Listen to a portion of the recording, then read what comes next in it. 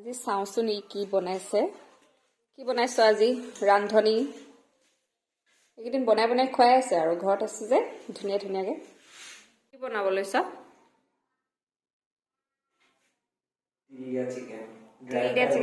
সেইকাৰণে তিল গোন্ধাইছিলে বনা একদম ধুনীয়াকৈ টেষ্টিকৈ ঠিক আছে ৰেচিপি শ্বেয়াৰ কৰিবি নেকি ভিডিঅ' কৰিয়ে আছো সেইটোৱে আৰু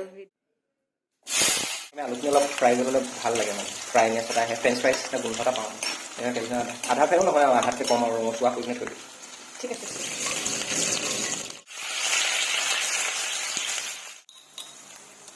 আদা নহৰু হালধি ঘৰৰ হালধি হ'ব সেইকাৰণে বেছি নাই দিওঁ আপোনালোকে কিনা হ'লে অলপ বেছিকৈ দি দিব ৰেড চিলি দিলোঁ জিৰাটো দি পালোঁ দেই জিৰাটো দেখাবলৈ পাহৰিলোঁ জিৰা আৰু ৰেড চিলিহে দিছোঁ সেইটো নাই দিয়া এতিয়া নিদিওঁ মাংসখিনি দিয়ক চিকেন